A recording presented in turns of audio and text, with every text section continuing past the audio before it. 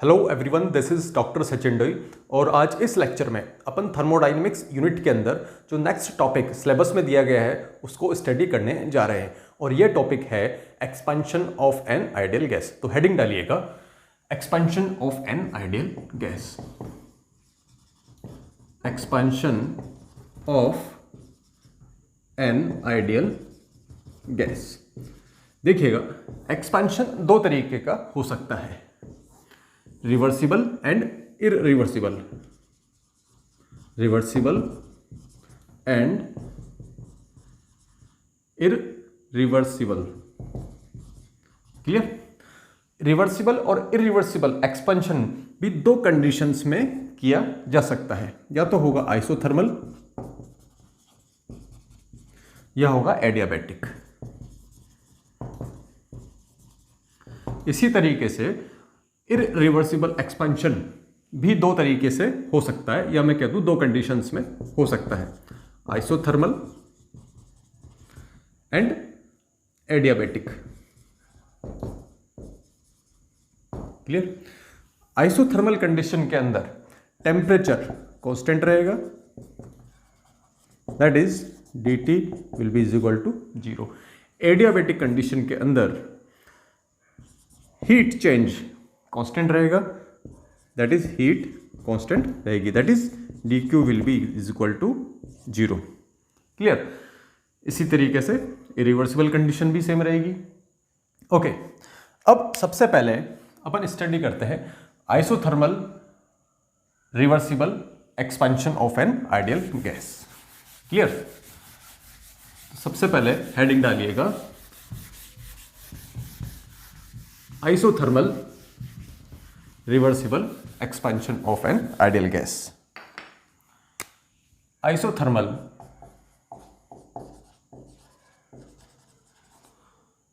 Reversible expansion of an ideal gas. Clear? इन सभी conditions के अंदर अपन अकॉर्डिंग टू सिलेबस जो क्वांटिटीज कैलकुलेट करने वाले हैं, या मैं कहूँ फाइंड आउट करने वाले हैं, वो रहेगी heat, work, change in internal energy, change in enthalpy. ये आपके सिलेबस में दिया गया है। क्लियर? तो सबसे पहले अपन देखते हैं isothermal under isothermal reversible condition. सबसे पहले देखते हैं अपन इंटरनल एनर्जी चेंज। क्या दिया गया है देखिए आप, कंडीशन क्या है, आइसोथर्मल है। आइसोथर्मल कंडीशन के अंदर टेम्परेचर कैसा रहेगा? टेम्परेचर क्या रहेगा? Temperature is equal to constant. और हमें पता है इंटरनल एनर्जी केवल और केवल टेम्परेचर का फंक्शन होती है, या मैं ये कह दूं कि इंटरनल एनर्जी केवल और केवल टेम्परेचर के ऊपर डिपेंड करती है। और अगर टेम्परेचर कांस्टेंट है तो इंटरनल एनर्जी भी कांस्टेंट रहेगी। मतलब किसी प्रोसेस के इनिशियल और फाइनल स्टेट के अंदर इंटरनल एनर्जी कैसी रहेगी? Same. That means change in internal energy will be equal to 0। Clear? Next quantity जो थर्मोडायनेमिक क्वांटिटी अपन डिटरमाइन करने जा रहे हैं वो है change in enthalpy. We know that H is equal to E plus PV। Clear? And E and PV is equal to nRT for ideal gas. Clear? दोनों तरफ अगर मैं डेल से मल्टीप्लाई कर दूं, ओके, तो del H is equal to क्या हो जाएगा? Del E plus number of moles constant है, R कांस्टेंट है, इसका मतलब NR बाहर आ जाएगा, और ये चेंज इन टेम्परेचर। और हमें पता है कि आइसोथर्मल प्रोसेस है, means T constant, means this term क्या हो जाएगी? 0। और इंटरनल एनर्जी अपन पहले ही बता चुके हैं 0। Clear? Means change in enthalpy in isothermal reversible expansion of an ideal gas क्या होगा? 0। क्लियर? ओके। अब नेक्स्ट देखिए आप Q एंड W। देखिए Q एंड W को देखिए, from first law of thermodynamics, from first law of thermodynamics,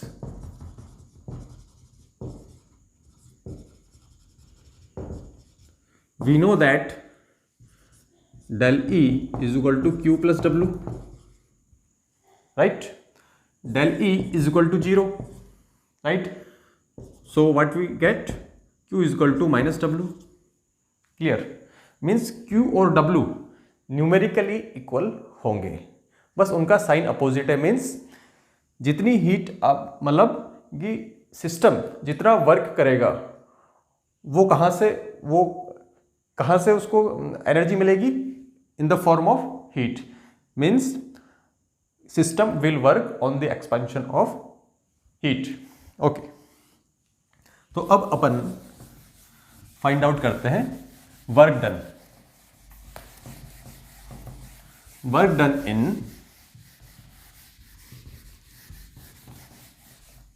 अब अपन find out करेंगे,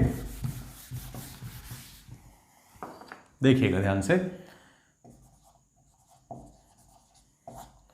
work done in isothermal reversible expansion of an ideal gas. Work done को अपन समझे उससे पहले आप प्रेशर वॉल्यूम वर्क को थोड़ा सा समझिएगा, देखिएगा ध्यान से समझिएगा। सॉलिड्स एंड लिक्विड्स के अंदर एक्सपेंशन और कंप्रेशन बहुत ही नेग्लिजिबल होता है, लेकिन गैसेस के अंदर अपन कंप्रेशन और एक्सपेंशन कर सकते हैं। तो जब भी एक्सपेंशन या कंप्रेशन की बात करें तो जो वर्क डन होगा उसको प्रेशर वॉल्यूम वर्क के रूप में अपन express, in case of gases उसको एक्सप्रेस प्रेशर वॉल्यूम वर्क के रूप में उसको एक्सप्रेस कर सकते हैं। क्लियर? तो वर्क डन फाइंड आउट करने के लिए अपन isothermal reversible expansion of an ideal gas के अंदर वर्क डन फाइंड आउट करने के लिए अपन एक पिस्टन कंसीडर करते हैं, या मैं कह दूं एक सिलेंडर कंसीडर करते हैं।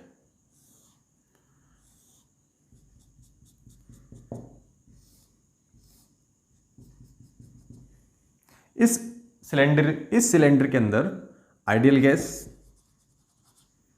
फिल है। क्लियर? और जिसका प्रेशर है P गैस, और ये लग रहा है अंदर से बाहर की ओर। बाहर सराउंडिंग्स है जिसके कारण जो बाहर से अंदर की ओर प्रेशर लग रहा है वो होगा आपका P एक्सटर्नल। जो ध्यान देने वाली बात है वो यह है कि ये जो पिस्टन है ये कैसा है? Weightless and frictionless. क्लियर? और ये जो सिलेंडर है, या मैं बोल दूं सिस्टम, सिलेंडर ये कैसा है आपका? It is not insulated. Not insulated का मतलब है it is in thermal equilibrium, it is in thermal equilibrium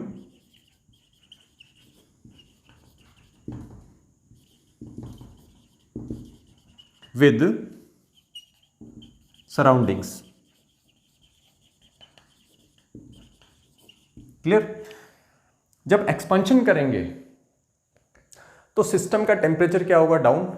लेकिन अपन ने कंडीशन क्या रखी है? आइसोथर्मल। इसका मतलब टेम्परेचर को कांस्टेंट रखने के लिए सराउंडिंग्स से सिस्टम हीट को एब्जॉर्ब करेगा, और उसके लिए जरूरी है कि सिस्टम सराउंडिंग के साथ थर्मल इक्विलिब्रियम के अंदर हो। तो क्या होगा? जैसे एक्सपेंशन होगा कूलिंग होगी, और उस कूलिंग को कंपनसेट करने के लिए सिस्टम सराउंडिंग से हीट एब्जॉर्ब करेगा, जैसे अपन ने पहले स्टडी किया था Q is equal to minus W। Clear? Okay. अब सपोज इस P एक्सटर्नल को मैं इनफाइनाइटली स्मॉल अमाउंट से डिक्रीज करता हूं इस कंडीशन के अंदर, जबकि यह इक्विलिब्रियम में है, मतलब इसका मूवमेंट नहीं हो रहा है। यह तभी पॉसिबल है जबकि P एक्सटर्नल किसके बराबर है? P गैस के बराबर, जो अंदर से बाहर की ओर लग रहा है।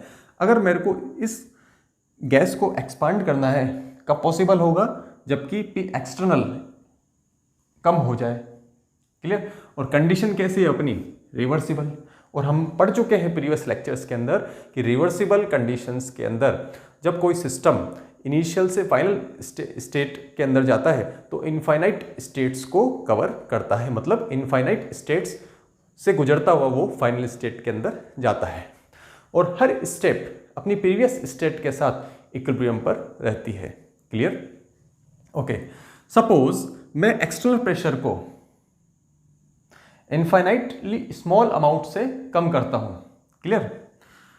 हमें पता है, इससे पहले आप एक चीज देखिए, P gas is equal to P external at equilibrium, बराबर है से it is equal to P। Clear? P gas P external gas के बराबर है, तभी तो इक्विलिब्रियम में है, मूवमेंट नहीं हो रहा है। और माना अपन ने किसके बराबर है? P के बराबर। क्लियर? सपोज मैं P एक्सटर्नल प्रेशर को infinitely small amount, that is dP,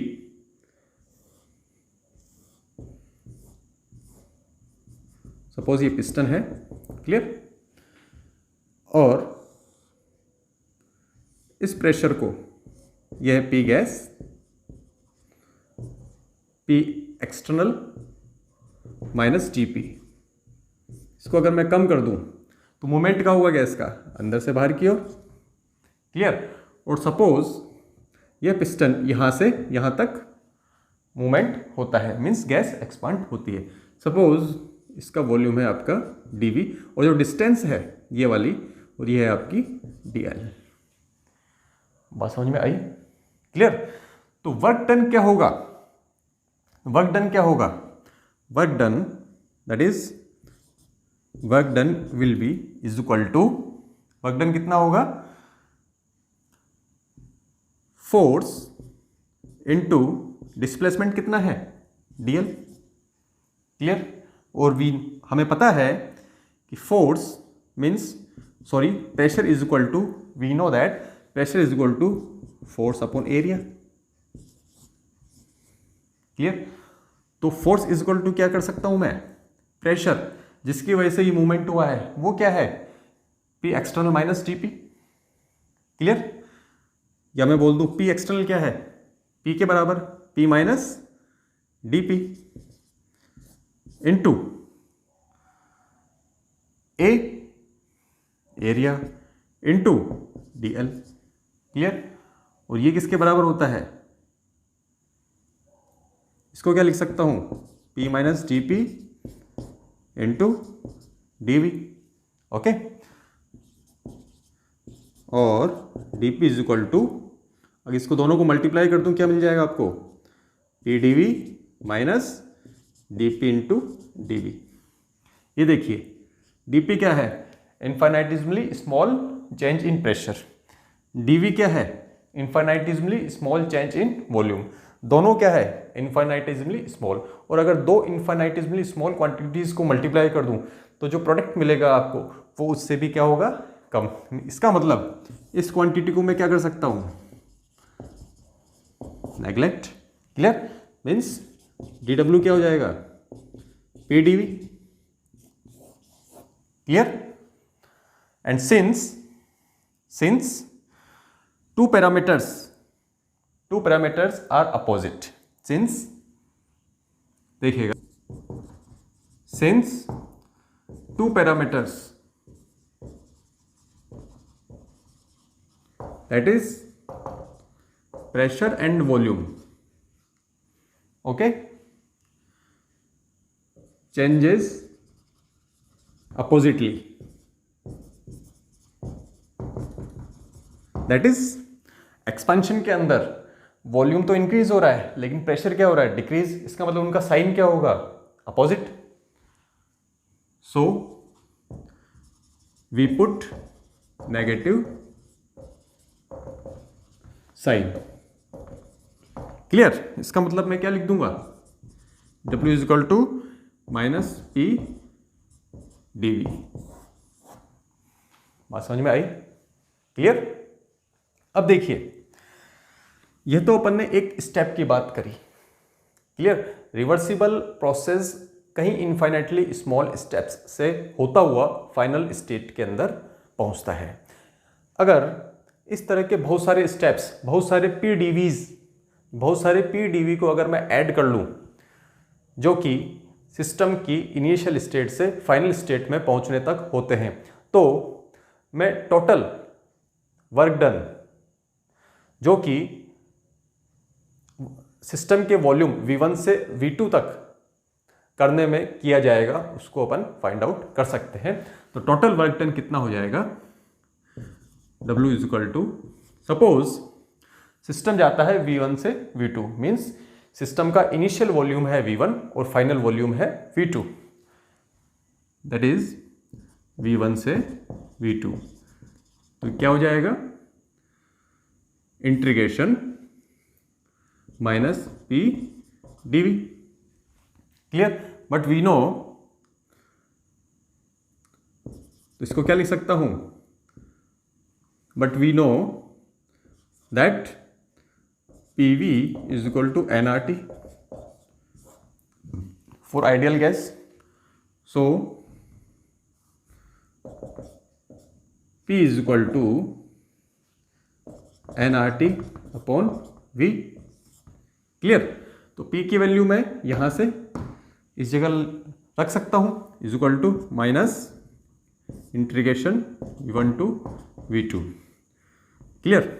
is equal to integration V1 to V2 minus NRT upon V dV। Clear? यह constant, N constant, R constant and T is also constant, इनको बाहर ले लेते हैं अपन। तो क्या मिलेगा आपको, W is equal to minus NRT integration V1 to V2 dV by V। Clear? और हमें पता है, we know that integration of 1 by x, integration of 1 by x is equal to ln x, we know that। Okay, तो क्या मिलेगा आपको, minus NRT ln V2 upon V1। Clear? ये क्या हो गया, रिवर्सिबल आइसोथर्मल रिवर्सिबल एक्सपेंशन के अंदर work done by the system. Okay, pressure की फॉर्म में अगर मैं लिखना चाहूं तो मैं क्या लिख सकता हूं,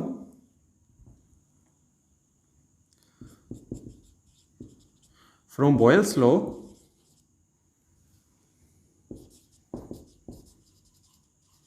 eight constant temperature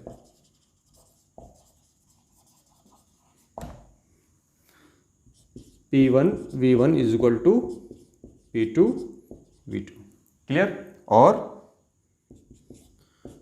P1 upon P2 is equal to V2 upon V1। Clear? V2 upon V1 की वैल्यू यहां से इस फॉर्मूले में लग दूं मैं, आपको वर्क डन क्या मिल जाएगा,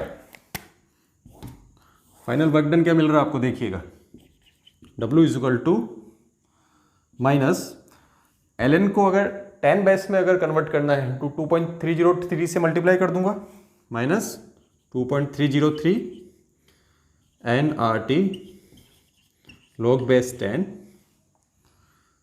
V2 अपॉन V1 और is equal to minus 2.303 NRT log 10 base P1 upon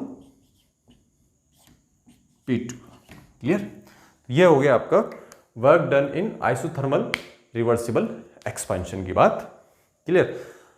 isothermal reversible compression के अंदर क्या हो जाएगा, मैग्नीट्यूड तो सेम रहेगा लेकिन साइन माइनस की जगह क्या हो जाएगा, प्लस। क्लियर। और हमें पता है, और अगर हीट आपको निकालनी है, मैं इसको मिटा देता हूं। Clear. And we know Q is equal to minus W. Clear. तो Q इज इक्वल टू आ जाएगा माइनस, एंड W की वैल्यू क्या है, minus 2.303 nRT log 10 base V2 upon V1 is equal to 2.303 nRT log 10 base V2 upon V1। ये किसकी value हो गई आपकी, Q की, for isothermal reversible expansion. Clear. Okay. अब अपन बात करते हैं आइसोथर्मल इररिवर्सिबल एक्सपेंशन की। आइसोथर्मल इररिवर्सिबल एक्सपेंशन, ध्यान से समझिएगा। इररिवर्सिबल और रिवर्सिबल में क्या डिफरेंस होता है, मैं प्रीवियस लेक्चर्स में बता चुका हूं। क्लियर। तो देखिए, isothermal irreversible, isothermal irreversible expansion of ideal gas. Isothermal irreversible दो तरीके का हो सकता है, फ्री एक्सपेंशन, या मैं बोल दूं वैक्यूम के अंदर। क्लियर। या intermediate expansion.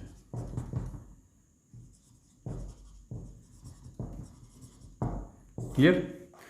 Free expansion means P external क्या है आपका, 0, and we know that W is equal to integration dW is equal to minus integration is equal to minus P external dV, और integration कर दें अपन V1 to V2, and we know P external क्या है, 0, so W क्या हो जाएगा, 0। Clear. So for free isothermal irreversible expansion work done बराबर क्या हो जाएगा, 0। ठीक है। अब बात करें इंटरमीडिएट एक्सपेंशन, मीन्स सपोज ये पिस्टन है। क्लियर। और इसकी इनिशियल स्टेट के अंदर जो वॉल्यूम है, सॉरी इनिशियल स्टेट के ऊपर जो प्रेशर है वो है आपका 10 atmospheric pressure, and P2 final pressure कम हो जाएगा, वो क्या होगा आपका 2 एटमॉस्फेरिक प्रेशर। क्लियर। एंड इस पूरे प्रोसेस के अंदर जो वॉल्यूम चेंज है वो क्या होता है, V1 से V2। क्लियर। इनिशियल प्रेशर है 10 एटमॉस्फेरिक प्रेशर, और फाइनल प्रेशर है आपका 2 एटमॉस्फेरिक प्रेशर। जब वॉल्यूम V1 है तब इसका प्रेशर है आपका 10 एटमॉस्फेरिक प्रेशर, और जब वॉल्यूम V2 है तब इसका प्रेशर है 2 एटमॉस्फेरिक प्रेशर। क्लियर। जैसे ही मैं एक्सटर्नल प्रेशर को 2 एटमॉस्फेरिक प्रेशर कर दूंगा तो तुरंत पिस्टन एक्सपांड होके 2 एटमॉस्फेरिक प्रेशर तक आ जाएगा, और V2 वॉल्यूम वो ले लेगा। क्लियर। इसका मतलब इनफाइनाइट स्मॉल स्टेप्स में ना होके जो कन्वर्जन है, मतलब सिस्टम इनिशियल से फाइनल स्टेट के अंदर केवल एक ही स्टेट के अंदर आता है। क्लियर। इसका मतलब P एक्सटर्नल क्या हो जाएगा, 2 एटमॉस्फेरिक प्रेशर जिसके वजह से एक्सपेंशन हुआ है वो क्या है, कांस्टेंट। इसका मतलब वर्क डन क्या हो जाएगा, W is equal to dW is equal to V1 to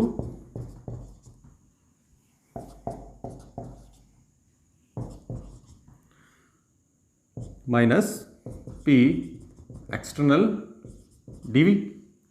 clear. या मैं लिख दूं P W is equal to minus P external dV means change in volume. Final क्या है, V2 माइनस V1। ये क्या हो गया, work done in isothermal irreversible expansion. Clear. अब आप ये देखिए, अगर आपसे पूछा जाए कि work done in isothermal reversible expansion and work done in isothermal irreversible expansion, कौन सा वर्क डन ज़्यादा है। तो देखिए ध्यान से समझिए आप, पी एक्सटर्नल क्या है, फाइनल, जो कि क्या है, कम, क्लियर। जबकि रिवर्सिबल के अंदर अपन क्या देखते हैं, हर स्टेप के अंदर जो एक्सटर्नल प्रेशर होता है वो इंटरनल प्रेशर जो कि गैस का प्रेशर है उसके लगभग बराबर होता है, क्लियर।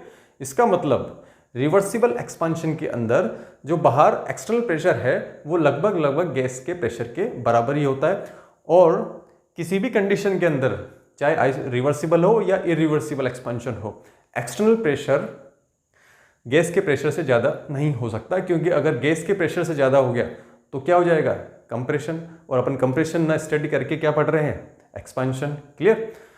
जबकि इरिवर्सिबल के अंदर क्या हो रहा है, एक्सटर्नल प्रेशर अचानक फाइनल स्टेट के प्रेशर जो कि बहुत कम है उसके बराबर हो रहा है, क्लियर। जबकि रिवर्सिबल के अंदर हर स्टेट के अंदर जो एक्सटर्नल प्रेशर है वो लगभग गैस के प्रेशर के बराबर ही है, बस इनफाइनाइटली स्मॉल अमाउंट से अपन उसको कम करते हैं, क्लियर।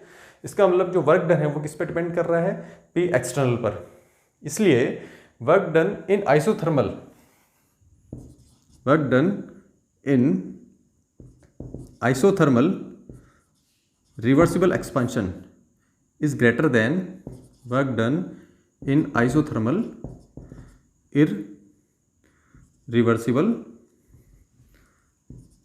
irreversible expansion, clear. तो ये बात हुई isothermal reversible and isothermal irreversible expansion की। नेक्स्ट लेक्चर में अपन इनके ऊपर कुछ प्रॉब्लम्स लेंगे। Thank you.